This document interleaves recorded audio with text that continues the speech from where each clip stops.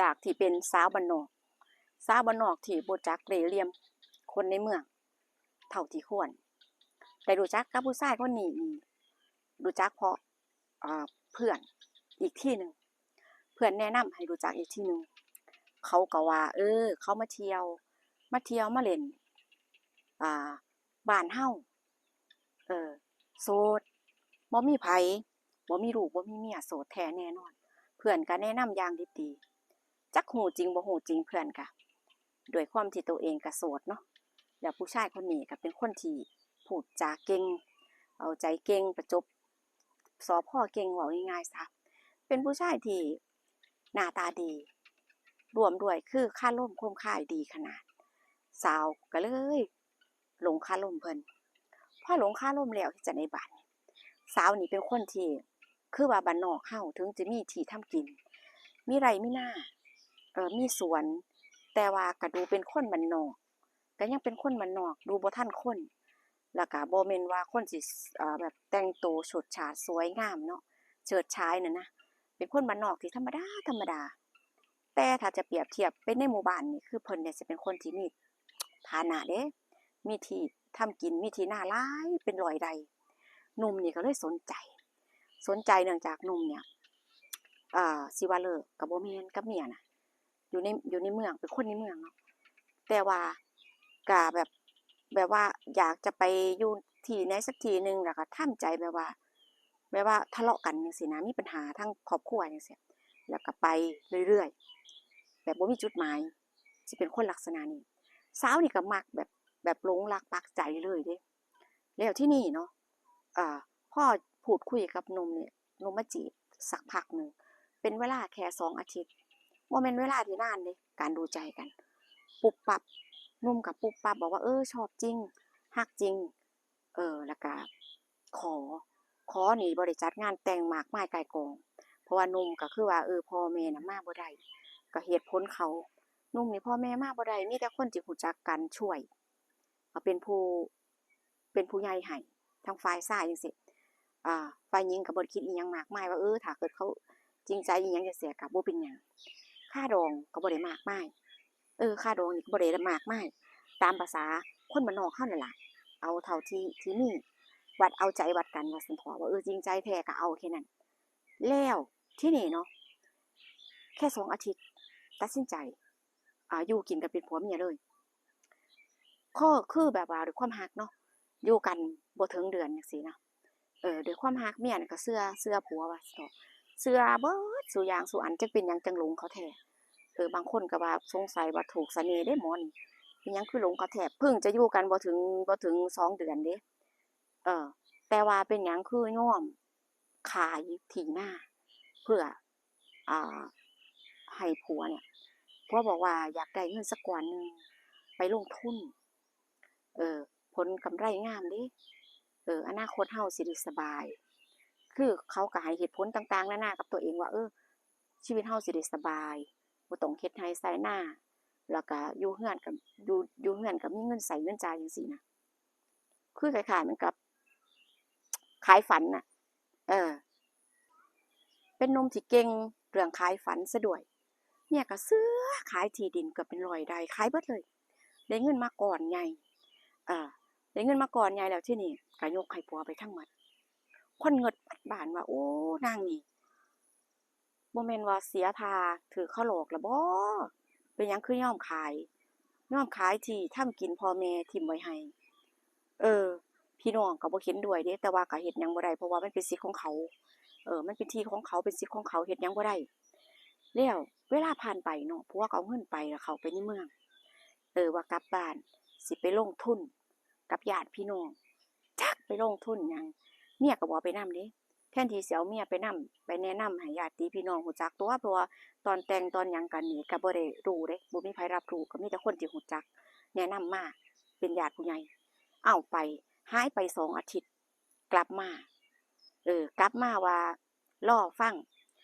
งผลว่าสิได้ผลกำไรส่ำใดเงินที่ไปลงทุนนี่เอ่อผลตอบแทนเฮาสิได้ส่ำใดจังซี่โอ้ยเงินก้อนใหญ่เนาะเมียก็ใจบ่ดีแต่ใจหนึ่งก็เชื่อผัวแรงว่าเอ้าจั่งใดเฮาก็คนครอบครัวเดียวกันเขาสิบ่เอาไปถิ้มเขาสิบ่เอาไป อ่าเอาเงินก้อนนึงไปถิ่มให้ตัวเองลำบากดอกก็คิดว่าเขาสิอยู่กับเจ้าของไปแบบว่าคันลำบากก็สิลำบากนํกันจังซี่นะ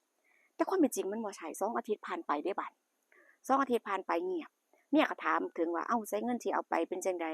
ได้กำไรมาเท่าใดเนี่ยเพราะว่ามันถึงกำหนดที่ผัวบอกแล้วเด้ผัวก็ว่ายังเขายังบ่ทันบอกมาสงสัยมีการคลาดเคลื่อนเป็นธรรมดาในการลงทุนมันก็ต้องมีคลาดเคลื่อนกันบ้างรอไปอีกบาดนี้คือที่ดินที่เป็นเกือบ100 ไร่นี่มันเป็นที่หลายที่สุดแล้วก็ต่อมาก็สิเป็นสวนเล็กๆน้อยๆแล้วก็บ้านหลังนึงถ้าเหลือถ้าแม่นว่าจังใดนี่คือหมายถึงว่าก็เหลือแค่เล็กน้อยสาวบ้านนอกก็ใจจดใจจ่อเอ่อรอว่ากำไรงามๆรอชีวิตฝันที่ผัวเคยบอกแล้วก็ที่เคยเฮ็ดให้ฝันค้างนั่นน่ะเวลาผ่านไปอีกบ่ได้บ่เห็นเงินแล้วก็เงินก้อนนั้นก็เงียบแล้วก็ผัวนี่ก็เริ่มแบบเอ่อทะเลาะกันเริ่มมีปากเสียงเริ่มทะเลาะเว้าหยังก็บ่ได้เดะผัวนี่แล้วหลังๆเนาะผัวนี่ก็แบบว่าไปดื่มไปหยังกับเพื่อนคนรู้จักสิบ่เป็นคนดีคือเก่าสิบ่เป็นคนที่แบบว่านิสัยดีเดิมๆแล้วเมียก็สิถามถึงเงินบัดใดนี่ก็สิแบบว่าตวาดเสียงดังทะเลาะกันว่าเป็นหยังคือต้องถามได้เขาสิให้มาตัวอิหยังจังซี่นะเวลาผ่านไปนานแล้วคือว่าผัวเนี่ยก็บอกว่าสิเข้าไปเบิ่งเงินที่ลงทุนนี่มันเป็นจังได๋แหน่คือเงียบแท้บอกเมียแบบนี้เนาะอ่าหลายๆคนบางคนที่ได้รู้ข่าวได้ฟังได้ฟังเมียนี่ไประบายไปเล่าให้ฟังจังซี่เขาบอกโอ้เจ้านี่ถูกหลอกคักถูกผัวหลอกคักบาดนี้แล้วสิบ่มีหม้องทำกินแล้วก็สิลำบากไปในภายข้างหน้าคือบางคนก็เว้าบั่นทอนจิตใจเนาะทั้งจริงบ่จริงคนก็เว้าไปก่อนคนก็ยิ่งคิดอยู่แล้วจังซี่นะเงินเขาสิเอาไปลงทุนอิหยังเป็นกอบบ่แม่นไปเล่นการพนันเบิดบ่บ่แม่นว่าเล่นติดการพนันแล้วหลอกเอาเงินไปเล่นบ่จักจักแม่นคนหัวนอนปลายเฒ่ามาจากไสอยู่จักกันบ่โดนก็อยู่กินนำกันโลดโอ้ยอยู่กินกันโลดพวกเจ้าใจง่ายเขาก็ว่าคนใจง่ายแล้วผัวนี่ก็เข้าไปในเมืองว่าเขาไปถามเบิ่งเงินที่ลงทุนไปหาพ่อแม่จังซี่ล่ะไปเงียบอาทิตย์หนึ่งเมียโทรไปแรกๆก็รับสายอยู่อาทิตย์หนึ่งผ่านไปเงียบบ่รับสายแล้วก็มีผู้หญิงเนี่ยมารับสายแทนว่ามีธุระหยังบ่เออเขาก็ถามเนาะว่าเป็นไผโทรมาจากไสเพราะว่าเขาก็ว่าเขาก็ว่าผัวนี่ข้อยนี่บ่มีญาติพี่น้องอยู่แถบเป็นคนบ้านนอกเด้เว้าจาแบบนี้บ่มีเจ้าเป็นไผอิหยังจั่งซี้เขาก็ถามผู้หญิงคนนั้นถามเนาะเป็นคนรับสายทางนี้ก็บอกว่าเป็นเมียจั่งใดข้อยก็เป็นเมียสิเมียได้จั่งใดข้อยนี่เป็นเมียถูกต้องเด้จดทะเบียนสมรสทุกอย่างถูกต้องเอ่อทางนี้คือแบบว่าอยู่กินกันเฉยๆแต่บ่ได้จดทะเบียนเด้แล้วที่นี่ตกใจในคำตอบแล้วก็วางสายแบบบ่ได้ตั้งโตน่ะโทรศัพท์หลุดมือเลยว่าเขาเป็นเมียจดทะเบียนสมรสแล้วเจ้านี่เป็นไผคือสิว่าเป็นเมียข้อยเนี่ยเป็นเมียถูกต้องเด้มันเป็นไปบ่ได้เขาก็เว้าแบบหลายๆเนาะแต่ตัวเองน่ะคือแบบว่าตกใจแล้วโทรศัพท์เนี่ยหลุดมือตั้งแต่ตอนใดก็บ่รู้แล้วรอผัวกลับมก็มิดบ่เห็นเงินก้อนนั้นสิถามนำไผล่ะผัวก็บ่อยู่แล้วเพื่อนที่มากับผัวนี่เขาก็ไปทำงานติดต่อเพื่อนที่ไปทำงานนี่ก็ติดต่อบ่ได้ติดต่อบ่ได้แล้วผัวนี่ก็เงียบเดือนหนึ่งผ่านไปเงียบเดือน2ผ่านไปเงียบชาวบ้านก็บางคนก็ประณามเนาะน่าสงสารเดะแล้วที่นี่บางคนก็เห็นอกเห็นใจว่าอดเอาเด้อล่ะถ้าเคยโดนปานนี้น่ะแสดงว่าเขามีเมียอีหลีแล้วเขาน่ะตั้งใจมาหลอกจั่งใดเนี่ยเขาก็บ่กลับมาดอกเงินที่ให้เขาไปจั่งใดก็เสียสูญถิ่มซื่อๆเสียถิ่มแท้ๆใจบ่ดีป๊าดเฮ็ดจั่งใดเนาะบ้านเงินก้อนบักใหญ่ดินพ่อแม่ถิ่มไว้ให้เป็นตะวาดเกือบ100 ไร่ขายเงินบ่แม่นก้อนน้อยๆบ้านนี้ที่เหลือกับดินสวนนี่เล็กน้อยกับบ้านก็หลังบ่ใหญ่หลังบ่ใหญ่แล้วที่นี่โอ้ยเจ้าของเสียท่าแรงด้วยความที่ว่าเชื่อคนง่ายสาวบ้านนอกสรุปผัวถิ่มไปมิดบ่กลับมาเลยพร้อมกับเงินก้อนหนึ่งอ่าพร้อมกับเงินก้อนหนึ่งคิดว่าเจ้าของสิไปหาซื้อดินที่ขายไปกลับคืนมาจังได๋ชีวิตนี่ก็หาบ่ได้ แบบว่าต้องกินข้าวกับน้ำตากว่าสิลืมเขาได้นับเป็นปีเขาบ่ติดต่อกลับมาเป็นปี2ปี3ปีเงียบหายต่อมความเจ็บปวดเนาะแล้วก็บ่คิดสิมีเมียใหม่เด้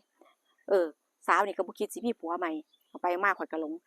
สาวก็บ่คิดสิมีผัวใหม่ก็อยู่คนเดียวนั่นล่ะเพราะความเจ็บปวดเด้เนาะว่าถ้าข่อยมีใหม่แล้วมันก็สิคือกันเบิดนั่นล่ะผู้ชายมันก็สิมาหลอกบ่มีความจริงใจดอกเพราะว่าก็คิดว่าผู้ชายคนเนี้ยจริงใจที่สุดแล้วเป็นคนที่ในสเปกมักหลายคือจะยอมเชื่อนั่นล่ะยอมเชื่อยอมขายดินมอบเงินใส่มือเขาสรุปนี่คือผัวนี่เนาะพอหลายปีผ่านไปเนี่ยคนที่ไปทำงานเขาก็กลับมาบ้านใจก็ลืมได้ล่ะแต่ว่าก็อยากรู้ว่าพื้นเพของผู้ชายคนนี้อดีตผัวนี่มันเป็นไผมันคือเฮ็ดเจ็บแสบแท้ถามเขาว่าผู้ชายคนนี้เป็นไผคนที่รู้จักกันว่าโอ้เขาก็รู้จักกันแบบผิวเผินแต่ว่าเบิ่งแล้วเพิ่นนี่สิเป็นคนติดการพนันติดการพนันเมียที่อยู่นำกันแต่กี้นี่ก็ว่าเลิกนั่นล่ะเขาก็ว่าโสดแต่บ่ฮู้มันสิกลับไปหากันบ่เพราะมันก็ป๊าๆแบบว่าเลิกป๊าแหน่แล้วกลับไปหาเขาเดี๋ยวเลิกเดี๋ยวคืนดีนั่นนะเขาสิเว้าง่ายๆก็ว่าเออทะเลาะกันก็ว่าเลิกเออแล้วก็พอใจดีก็กลับไปหากันจังซี่เออก็คือว่าตอนที่มาอยู่บ้านนอกเนี่ยตอนสิมาแต่งงานที่มาอยู่กับผู้นี้ก็คือว่าเขาก็ว่าเขาเลิกคนรู้จักน่ะว่ามันก็ว่ามันเลิกข้อยก็บ่ฮู้เลิกก็คือเลิกแต่ว่าเพิ่นนี่สิเป็นคนที่ติดการพนันเอาทุกอย่างก็บ่ฮู้เด้ว่าสิเอาเงินที่ว่าเอานำเมียไปเนี่ยไปเล่นการพนันหรือไปลงทุนหยังแต่เงียบหายต่อมบ่ได้ทั้งเงินแล้วก็ผัวก็เสียจ้อยคือบทเรียนของคนบ้านนอกเนาะแต่ว่าก็บ่แม่นว่าบ้านนอกบางคนก็บ่เชื่อคนง่ายก็บ่อึดดอกหว่าแต่บางคนคือว่าความรักบังตาปุ๊บเขาเว้าหยังก็เชื่อ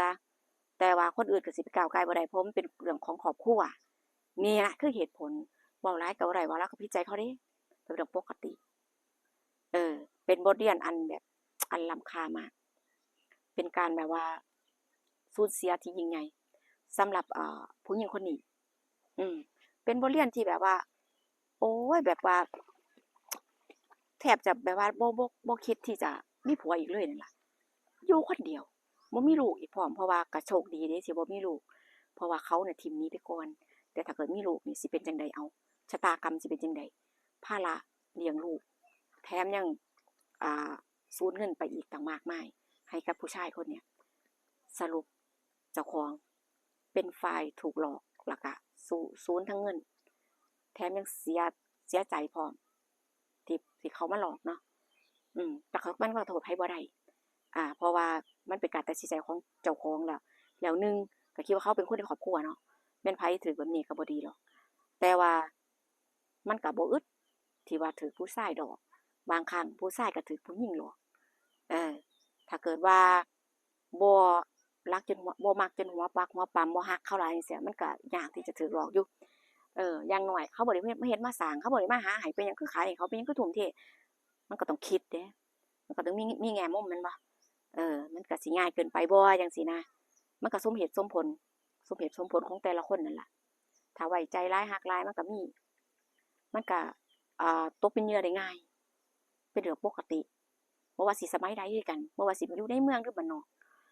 บ่ต่างกันดอก FC ได้ฟังคลิปนี้แล้วเป็นจังไดแหน่คอมเมนต์มาพูดคุยกันได้นะคะเจอกันคลิปหน้าพี่น้องจ๋าบรรยากาศดีๆข้างหลังขอบคุณทุกการรับชม